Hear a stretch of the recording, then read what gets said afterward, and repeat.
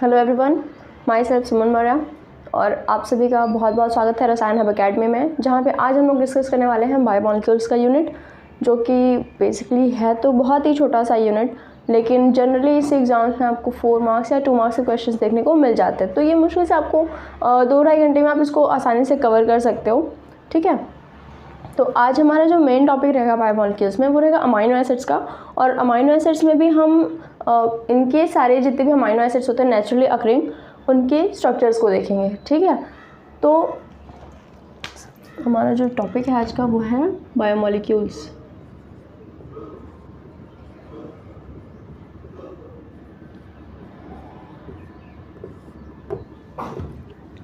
तो यहाँ पे भी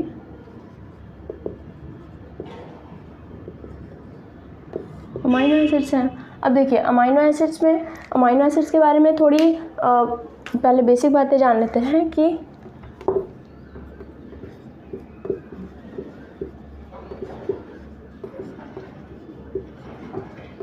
ठीक है, अमाइनो एसिड्स बेसिकली पाए कहाँ जाते हैं आपकी बॉडी में, हमारी बॉडी में जो प्रोटीन होता है। ठीक है, जो प्रोटीन होते हैं वो बेसिकली ये जो अमाइनो एसिड्स होते हैं उनसे मिल करके बने हुए होते हैं। ठीक है, जो भी प्रोटीन है वो अमाइनो एसिड से ही मिल करके बने हुए होते हैं, इसीलिए इनके बारे में जानना हमारे लिए ज़रूरी हो जाता है। अब देखिए जो अमाइनो एसिड्स होते हैं बेसिकली वो क्या होते हैं, जितने भी नेचुरली अकरिंग अमाइनो एसिड्स होते हैं वो सारे के सारे अल्फ़ा अमाइनो एसिड्स के फॉर्म में एग्जिस्ट करते हैं। अब अल्फ़ा अमाइनो एसिड्स क्या होते हैं, देखिए ये जो ग्रुप है कार्बोक्सिलिक एसिड का जो ग्रुप है उसके जस्ट नेक्स्ट में जो कार्बन होता है उसे हम अल्फा कार्बन कहते हैं। ठीक है, जो नेक्स्ट में कार्बन होता है कार्बोक्सिलिक एसिड ग्रुप के उसे हम अल्फा कार्बन कहते हैं। तो ये जो कार्बन है ये अल्फा कार्बन है। इस कार्बन पे एक अमीन ग्रुप लगा हुआ है, अमाइन ग्रुप यहाँ पे लगा हुआ है, एक NH2 ग्रुप। तो ये जो NH2 ग्रुप है ये प्राइमरी NH2 ग्रुप होने की वजह से ग्रुप है, और दूसरा ये अल्फा कार्बन पे ही लगा हुआ है, इसीलिए जो अमाइनो एसिड्स होते हैं उन्हें हम अल्फा अमाइंस भी कहते हैं। ठीक है, अल्फा अमाइंस भी कहते हैं। लेकिन आप अभी आगे देखोगे कि एक अमाइनो एसिड होता है प्रोलीन। ठीक है, प्रोलीन होता है, उसमें क्या होता है उसके जो ये जो अमाइन ग्रुप इसके होते हैं वो 2 डिग्री होते हैं, सेकेंडरी अमाइंस होते हैं वहाँ पे, वो प्राइमरी नहीं होते हैं। इस वजह से उसको अल्फा अमाइन ना कह करके हम उसको अल्फा इमीन कहते हैं। ठीक है, तो उसका जब स्ट्रक्चर आता है तो मैं आपको बताऊंगी। तो इतनी बात थी कि जो अमीन्स होते हैं, जितने भी अमाइंस होते हैं, सॉरी जितने भी अमाइनो एसिड्स होते हैं वो सारे के सारे अल्फा अमाइंस भी कहे जाते हैं। ठीक है, दूसरा कि जो भी अमाइनो एसिड्स होते हैं, अब देखिए आपने देखा होगा जो कार्बोहाइड्रेट्स होते हैं, तो कार्बोहाइड्रेट्स में आपने DL नॉमेनक्लेचर देखा होगा। DL नॉमेनक्लेचर में क्या होता है,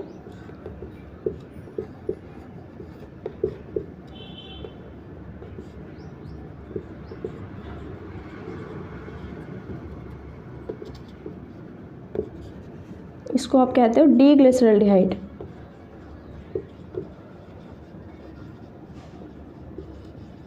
ठीक है, इसको हम डी ग्लिसरल्डिहाइड कहते हैं। ये डी टर्म कहाँ से आता है, ये जो नीचे वाले जो ये ग्रुप होते हैं, ठीक है, इनकी पोजीशन के बेस पे हम इसको डी या फिर एल कहते हैं। जैसे अगर ये जो OH ग्रुप है ये अगर राइट हैंड साइड में है तो हम जो हमारी जो भी स्पीशीज़ है उसे हम डी कॉन्फ़िगरेशन में रखते हैं। अगर ये जो स्पीशीज़ है ये लेफ्ट हैंड साइड में होती तो उसे हम एल कॉन्फ़िगरेशन में रखते हैं। उसी तरीके से तो यहाँ का जो स्टैंडर्ड रेफरेंस होता है DL नॉमेनक्लेचर का वो होता है सीरीन। ठीक, अमाइनो एसिड्स में सीरीन होता है जो DL नॉमेनक्लेचर का स्टैंडर्ड रेफरेंस जिसको माना जाता है, और वो कुछ इस तरीके से होता है।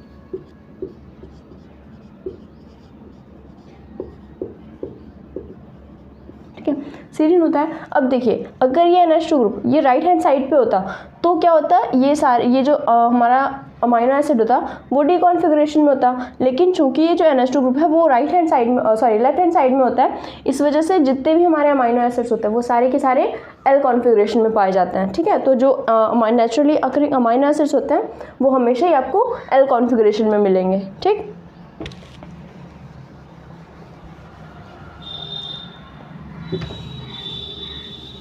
ठीक है, और दूसरी बात कि देखिए मैं कुछ स्ट्रक्चर्स आपको ड्रॉ कर देती हूँ।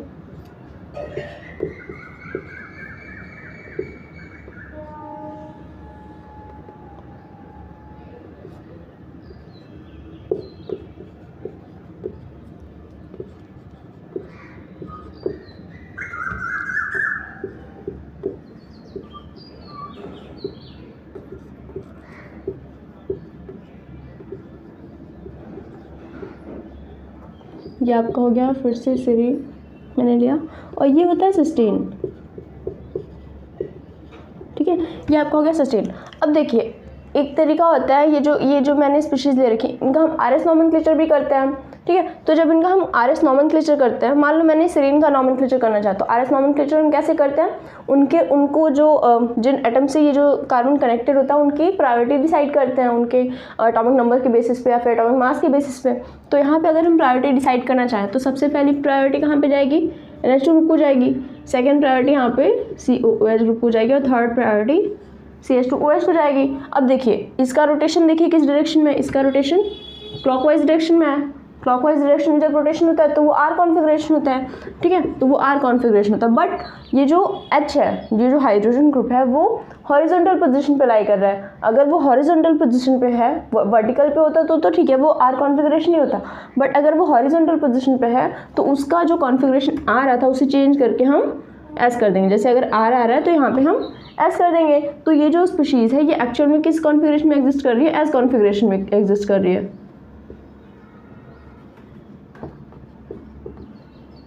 ठीक है। अब देखिए यही चीज़ हम सिस्टीन के केस में देखते हैं। सिस्टीन के केस में क्या होगा, फर्स्ट प्रायोरिटी इसको देंगे, सेकंड प्रायोरिटी आप किसको देंगे, यहाँ पे पहला आइटम तो कार्बन है, यहाँ पे भी पहला आइटम कार्बन है, लेकिन यहाँ पे दूसरा आइटम ऑक्सीजन है और यहाँ पे दूसरा आइटम सल्फर है। तो सल्फर का एटॉमिक नंबर ऑक्सीजन से ज़्यादा होता है, इस वजह से सेकंड प्रायोरिटी हम इस ग्रुप को देंगे, और थर्ड प्रायोरिटी यहाँ पे। अब इसका हम रोटेशन देखें तो इसका जो रोटेशन होता है वो एंटी क्लॉकवाइज डायरेक्शन में है, और अगर ये एंटी क्लॉकवाइज डायरेक्शन में है तो ये ऐसा होना चाहिए, लेकिन जो हाइड्रोजन है वो हॉरिजॉन्टल पोजीशन पे लाई कर रहा है, तो हॉरिजॉन्टल पोजीशन पे लाई करने की वजह से इसका कॉन्फिगरेशन चेंज करके हम आर कर देंगे। तो सिस्टीन किस कॉन्फिगरेशन में एग्जिस्ट कर रहा है, वो आर कॉन्फिगरेशन में एग्जिस्ट कर रहा है, ठीक है। तो बात यहाँ पे ध्यान देने की क्या है कि जितने भी अमाइनो एसिड्स, मैंने तो एक रेफरेंस के तौर पे यहाँ पे मैंने सीरीज ले लिया था, लेकिन जितने भी अमाइनो एसिड्स होते हैं वो सारे के सारे अमाइनो एसिड्स हमेशा ही एस कॉन्फिगरेशन में पाए जाते हैं, एक्सेप्ट सिस्टीन के जो कि आर कॉन्फिगरेशन में पाए जाते हैं, ठीक है। सिस्टीन एक ऐसा अकेला अमाइनो एसिड होता है जो कि आर कॉन्फिगरेशन में पाए जाते हैं, बाकी सारे के सारे जो अमाइनो एसिड्स होते हैं वो एस कॉन्फिगरेशन में पाए जाते हैं। अब हम देखते हैं कि करके सारे अमाइनो एसिड जो भी हमारे पास होते हैं नेचुरली अकरिंग, ठीक है। तो सबसे पहले इनमें हम देखते हैं, हमने अमाइनो एसिड्स को कुछ कैटेगरीज में डिवाइड कर दिया, जैसे acidic amino acid, basic amino acid, या फिर एलिफेटिक अमाइनो एसिड, या फिर एरोमेटिक अमाइनो एसिड। इस तरीके से हमने उनको क्लासीफाई कर दिया, ठीक। तो उससे हमें लर्न करना आसान हो जाएगा।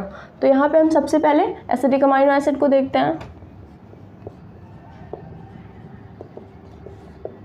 ठीक। एसिडिक अमाइनो एसिड्स हमारे पास बेसिकली दो आते हैं, ठीक है, एस्पार्टिक एसिड और ग्लूटामिक एसिड, ठीक।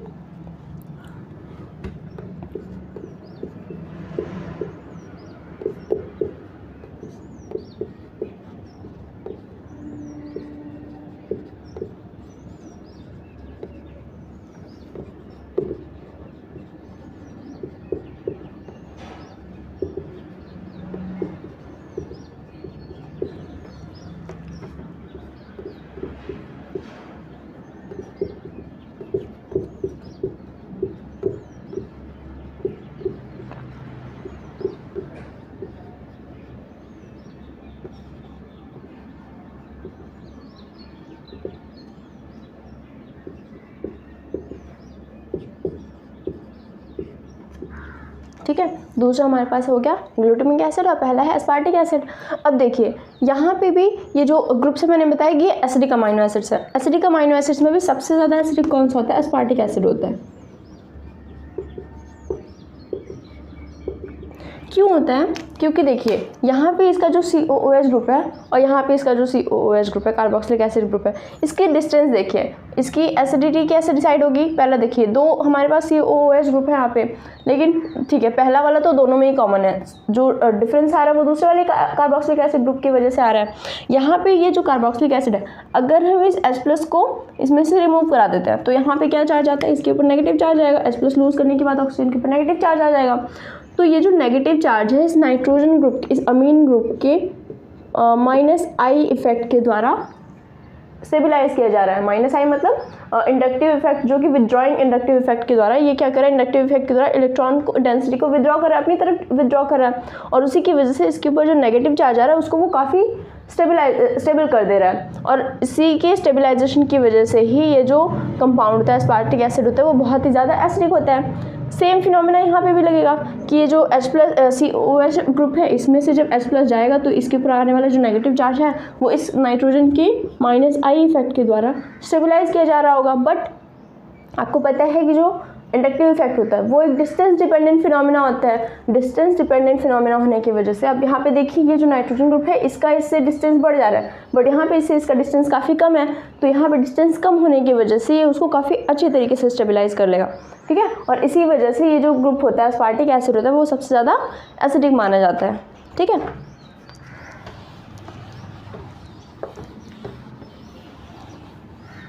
अब आपके आते हैं बेसिक अमाइनो एसिड्स।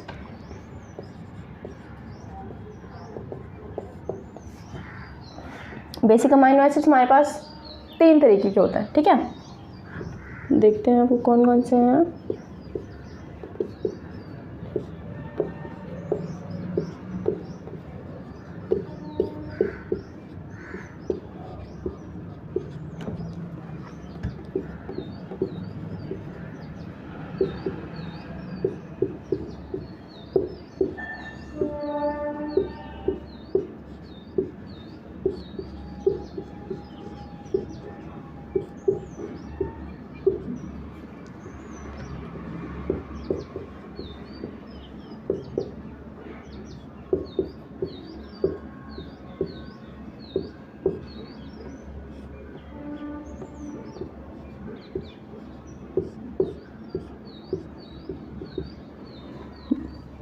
ठीक है, पहला वाला जो अमाइनो एसिड है वो हमारा है लाइसिन।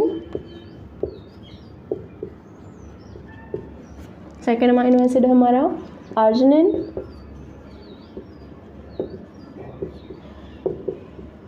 और थर्ड अमाइनो एसिड है हमारा हिस्टिडिन।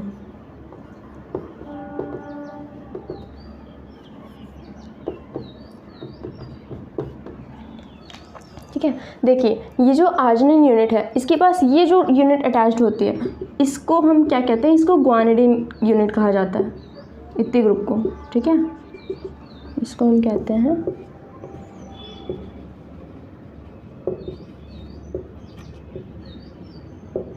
ठीक है। और ये जो हिस्टिडिन है इसके पास में ये जो ग्रुप अटैच्ड होता है इसे हम आइमिडाजोल रिंग कहते हैं। आइमिडाजोल रिंग एक हेटेरोसाइक्लिक कंपाउंड होता है जिसके बारे में हम डिटेल में हेटेरोसाइक्लिक कंपाउंड्स में डिस्कस करेंगे। तो ये होता है आइमिडाजोल रिंग इस हिस्टिडिन में अटैच होती है और आर्जिनिन में ग्वानिडिन यूनिट अटैच होती है। अब देखिए मैंने बताया कि ये तीनों ही क्या होते हैं, बेसिक अमाइनो एसिड्स होते हैं। तो सबसे ज़्यादा बेसिक अमाइनो एसिड भी कोई होना चाहिए, तो सबसे ज़्यादा बेसिक अमाइनो एसिड इनमें से क्या होता है, ये जो आर्जिनिन होता है वो सबसे ज़्यादा बेसिक होता है। क्यों होता है, क्योंकि देखिए यहाँ पे 3 नाइट्रोजन ग्रुप्स, इसके अलावा आपको 3 नाइट्रोजन ग्रुप्स देखने को मिल रहे हैं। तो इनमें से आप किसी भी नाइट्रोजन को अगर प्रोटोनेट करते हो, जो बेसिस होते हैं कैसे बेस को स्ट्रॉन्ग माना जाता है, जो जितनी जल्दी अपना इलेक्ट्रॉन पेयर डोनेट कर दे और उसके बाद वो जितना स्टेबल बनता है। तो अगर हम यहाँ पे क्या करते हैं, किसी भी H+ को एक्सेप्ट करवाते हैं इसके इलेक्ट्रॉन पेयर को डोनेट करवाने के बाद, तो यहाँ पे ये जो H2 आ जाएगा और नाइट्रोजन के ऊपर जो प्लस चार्ज आ जाएगा वो जो बगल में इनके नाइट्रोजन ग्रुप्स हैं इनके द्वारा रेजोनेंस किया जाएगा अभी, और ये जो पॉजिटिव चार्ज इसके ऊपर बिल्डअप हो रहा था उसको स्टेबलाइज कर दिया जाएगा। फर्स्ट टाइम इसके ऊपर जब पॉजिटिव चार्ज आया तो इस वाले ग्रुप ने इसको इलेक्ट्रॉन पेयर डोनेट किया, और ये जो जैसे इस बॉन्ड को ओपन करेगा इसके ऊपर का जो पॉजिटिव चार्ज है वो न्यूट्रल हो जाएगा, लेकिन पॉजिटिव चार्ज अब यहाँ पे आ जाएगा। सेकंड केस में अब ये ग्रुप अगर इलेक्ट्रॉन पेयर अपनी डोनेट करे और यहाँ पे जो डबल बॉन्ड फॉर्म हो रहा होगा उसको ये क्या करेगा, इसके ऊपर का जो पॉजिटिव चार्ज है उसको न्यूट्रलाइज कर देगा। तो इस वजह से यहाँ पे जो पॉजिटिव चार्ज बिल्डअप हो रहा था इस नाइट्रोजन के ऊपर में, उसको ये रेजोनेंस के द्वारा काफ़ी अच्छी तरीके से स्टेबलाइज कर देते हैं, और इसी वजह से ये जो आर्जिनिन होती है वो सबसे ज़्यादा बेसिक अमाइनो एसिड माना जाता है। ठीक है,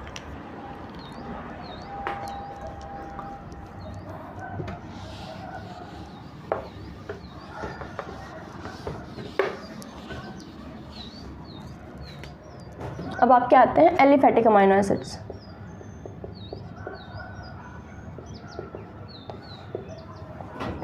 एलिफैटिक अमाइनो एसिड्स बेसिकली हमारे पास 6 तरीके के होते हैं। ठीक,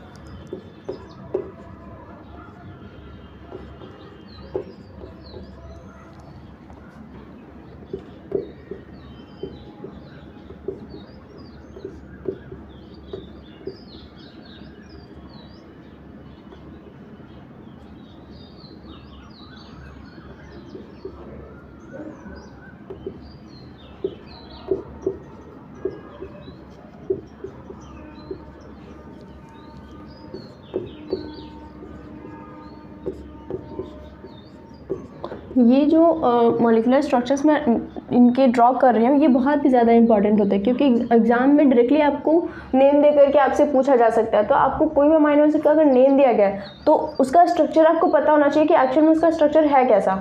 तो जितने भी अमीनो एसिड्स हैं उनका स्ट्रक्चर आपको लर्न होना चाहिए, तभी आप कोई भी क्वेश्चन अगर आपके एग्जाम में आता है तो आप उसको सॉल्व कर पाओगे। अदरवाइज आप इस टॉपिक से क्वेश्चन जब भी बनेंगे आप नहीं सॉल्व कर पाओगे। इसलिए इनके जो स्ट्रक्चर्स है उसको अच्छे तरीके से आप याद कर लीजिए।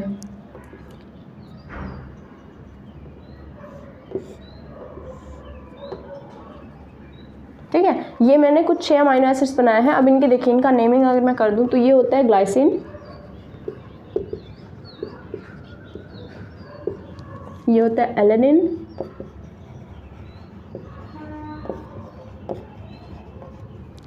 ये होता है आपका वेलिन, इसको हम कहते हैं ल्यूसीन,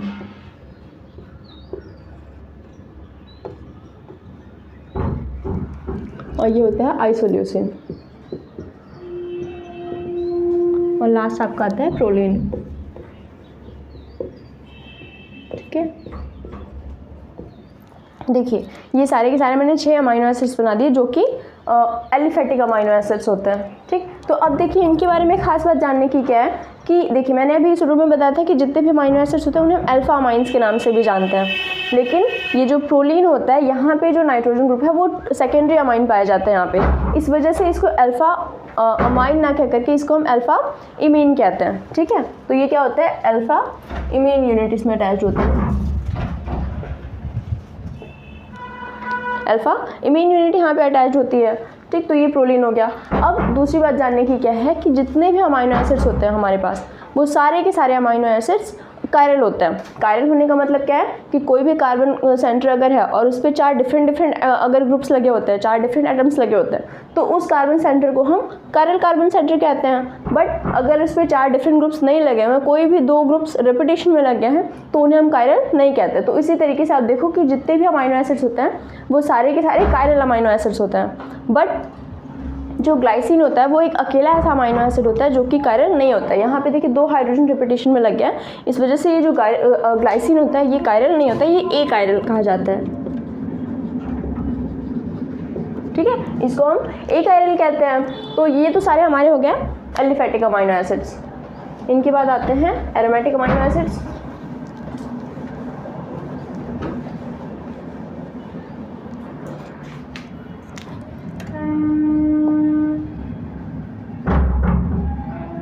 इनके बाद आते हैं, ठीक, इसके बाद आते हैं हमारे एरोमेटिक अमीनो एसिड्स। देखिए एरोमेटिक अमीनो एसिड्स में भी हमारे पास 3 तरीके के अमीनो एसिड्स होते हैं।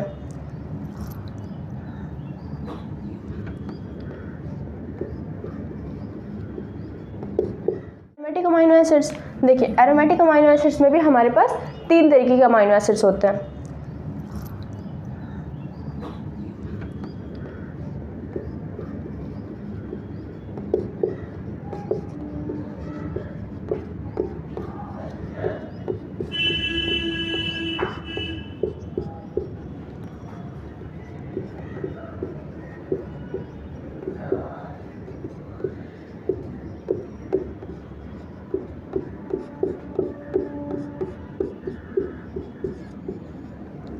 और थर्ड हमारा आ जाता है ये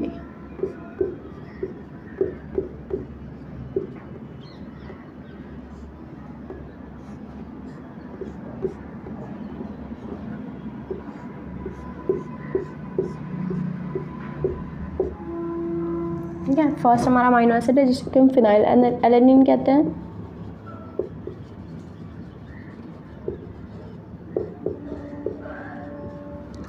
सेकेंड है हमारा, इसको हम टायरोसिन कहते हैं।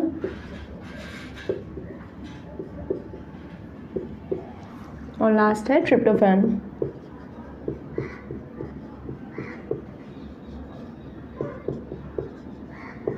ठीक है, ट्रिप्टोफैन होता है। देखिए यहाँ पे ये जो यूनिट अटैच होती है इसको हम कहते हैं, ये भी एक हेटेरोसाइक्लिक कंपाउंड है जिसको कि हम इंडोल रिंग के नाम से जानते हैं। ठीक, इसको हम इस पूरे यूनिट को हम इंडोल रिंग के नाम से जानते हैं जो कि एक हेटेरोसाइक्लिक कंपाउंड है। अब देखिए अब मैंने थोड़ा टाइम पहले बताया था एलिफेटिक अमाइनो एसिड्स में कि अगर ये NH2 है COOH और यहाँ पे अगर CH3 है तो उसे आप एलेनिन के नाम से जानते हो। यहाँ पे एक हाइड्रोजन को रिमूव करके अगर आप फिनाइल ग्रुप अटैच कर देते हो तो उसे हम क्या कहते हैं, फिनाइल एलेनिन कहते हैं, और उसको एब्रिविएट करते हैं PHE से। और अगर इसी की 4th पोजीशन पे हम OH ग्रुप अटैच कर दें, ठीक है, OH ग्रुप अगर हाइड्रोक्सिल ग्रुप अटैच कर देते हैं तो उसे हम टायरोसिन कहते हैं, ठीक। और लास्ट है यहाँ पे CH2 के हाइड्रोजन रिमूव करके अगर हम इंडोर रिंग को अटैच कर देते हैं यहाँ पे इसके 3rd पोजीशन पे, तो ये क्या कहलाया जाता है, ट्रिप्टोफैन कहलाया जाता है, ठीक। आपको पता होना चाहिए कि कौन सा अमाइनो एसिड में कौन सा हेटेरोसाइक्लिक कंपाउंड अटैच्ड हो रहा है, क्योंकि डायरेक्टली क्वेश्चन में पूछ लिया जाता है कि जो हिस्टिडीन है उसमें कौन सा अमाइनो एसिड कौन सा हेटेरोसाइक्लिक कंपाउंड है, इमिडाजोल रिंग वहाँ पे अटैच्ड है। अगर ट्रिप्टोफैन है उसमें पूछा गया तो वहाँ पे इंडोर रिंग है, ठीक है। अब आप क्या आते हैं, ऐसे अमाइनो एसिड जो कि सल्फर ग्रुप को कंटेन किए हुए हैं, ठीक।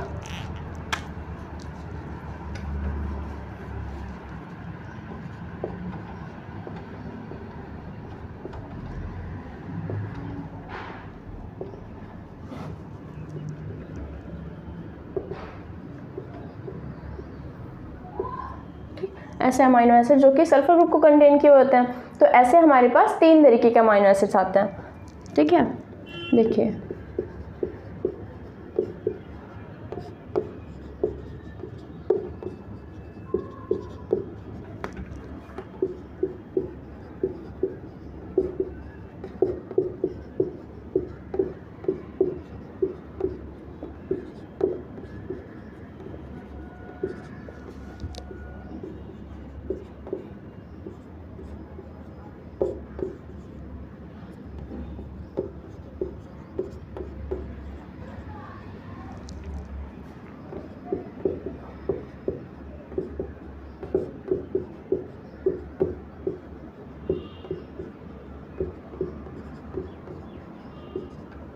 कि हमारे 3 अमाइनो एसिड्स हो गए जिनमें कि सल्फर ग्रुप लगे होते हैं। तो पहला हमारा होता है सिस्टीन, सेकंड होता है हमारा सिस्टाइन, और लास्ट होता है हमारा मिथ्योनिन,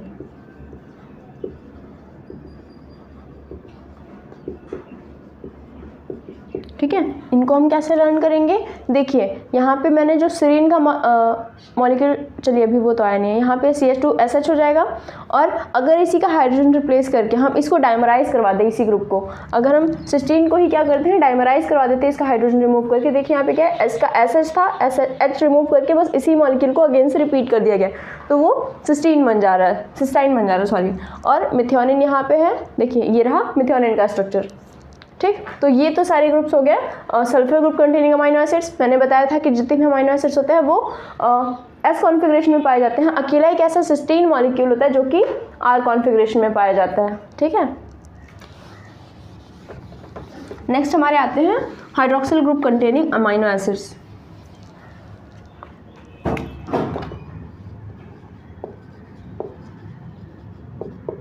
ठीक, ऐसे हमारे पास 2 आते हैं, सीरीन और थ्रियोनिन।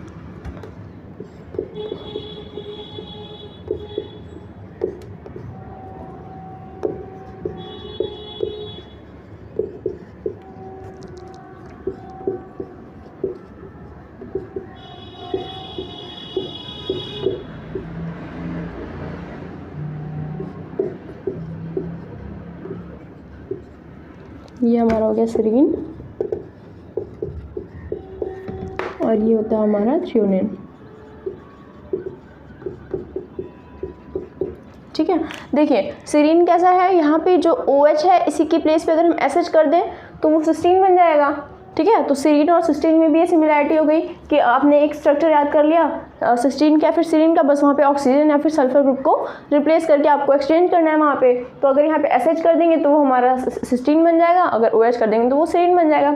अब यहाँ पे भी नेक्स्ट वाले में क्या करना है, नेक्स्ट वाले का एक और हाइड्रोजन रिमूव करके यहाँ पे CH3 ग्रुप को अटैच कर देना है, वो हमारा थ्रियोनिन बन जाएगा, ठीक है। तो ये तो हो गया हमारे OH group containing amino acids. और हमें पता है कि जब भी हम डीएल नॉमेनक्लेचर करते हैं तो उसका स्टैंडर्ड रेफरेंस हम किसे मानते हैं, सीरीन को मानते हैं, ठीक।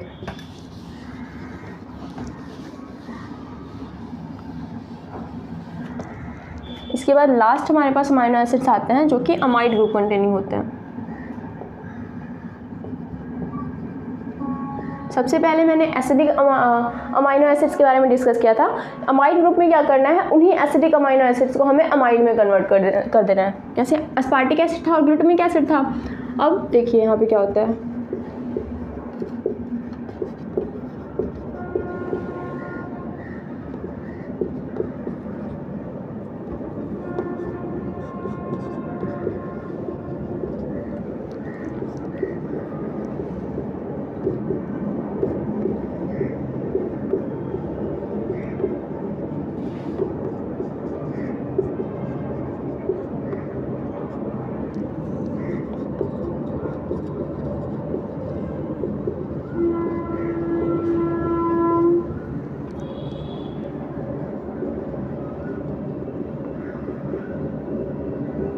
ठीक है। तो अगर हम क्या करते हैं, एस्पार्टिक एसिड में से OH ग्रुप को रिमूव करके NH2 ग्रुप लगा देते हैं तो वो एस्पार्जिन बन जाता है। और अगर हम ग्लूटामिक एसिड में से OH ग्रुप को रिमूव करके NH2 ग्रुप लगा देते हैं तो वो ग्लूटामिन बन जाता है, जो कि amide group containing amino acids है। ठीक है, बस आज के लिए इतना ही। नेक्स्ट क्लास में हम देखेंगे PI कैलकुलेशन कैसे होता है, ज्विटर आयन फॉर्मेशन कैसे होता है। ठीक, थैंक यू।